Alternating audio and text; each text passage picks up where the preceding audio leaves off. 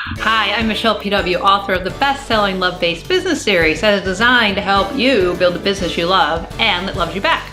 And you are watching Flip It, my show that helps you flip your perspective so you get everything you want in life and business. For more of an explanation of how this works, just check out my first episode. Today's topic, how do you build a business around multiple passions? So actually, before I answer that question, maybe I better back up a step and answer the question, is this even a good idea? So conventional wisdom says no. And for a long time, I would also advise other entrepreneurs not to do it because it is a lot of work. In some cases, it's possible to build multiple passions under one business roof, but in most cases, you're building separate businesses. And if you're building separate businesses, there's just no way getting around it. It's a lot of work. It may not be twice the work, but in most cases, it's probably pretty close. However, I've had a change of thought around if it's a good idea or not. Yes, it's still a lot of work, and as someone who is actively building two different and distinct brands, I'm going to tell you firsthand, yeah, it is absolutely a lot of work. But if this is the path that's calling you, if this is your path, then you absolutely need to walk down it, work or no work. You see, for years, I didn't believe I was a multi-passionate entrepreneur. Sure, I always knew I wanted to write fiction books, and I was also over here on this side building a copywriting and marketing company, and I even had nonfiction book ideas bubbling up. But for some reason, I never saw that as being multi-passionate. Instead, I saw them as separate. Fiction was over here, copywriting was over there, nonfiction books were in their own place, sort of close to copywriting, but kind of separate too. And because I saw them as separate, I also thought I could cut them off. I could simply not write fiction or not write nonfiction.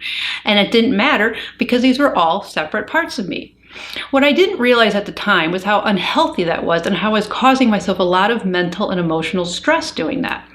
So I'm going to be sharing more about this journey on my fiction blog, which is at michelleparizelwasic.com or mpwnovels.com if you want to read it from the creative side. But what I want to do in this post is talk about the how. How do you build a business as a multi-passionate entrepreneur? So the first thing you need to do is accept there's quite a bit of work involved. That's just the way it is. You're going to have to commit to building two different businesses. So with that in mind, I want you to take a good hard look at yourself and ask yourself this. What do you need to do differently in order to have the energy, bandwidth, time, and space to build two businesses? Do you need to create systems? Do you need to hire more team to support you? Do you need to get ruthless around protecting your boundaries and your time? Do you need to change your daily habits? I also want you to take a good hard look at your current identity. You see, for myself, I didn't see myself as both a fiction author as an entrepreneur. Remember, I kept everything separate. So I found it extremely exhausting bouncing, between those two identities. What I had to do is clear out the emotions and triggers so I could hold space for both these identities and they could both exist inside me without fighting each other. That meant giving myself space to feel all the emotions that came up for me. That also meant learning how to surrender and allow things to unfold in their own time rather than trying to push and force. So things are unfolding the way they are for a reason, and you have to trust the process and trust that you'll be taken care of throughout the process.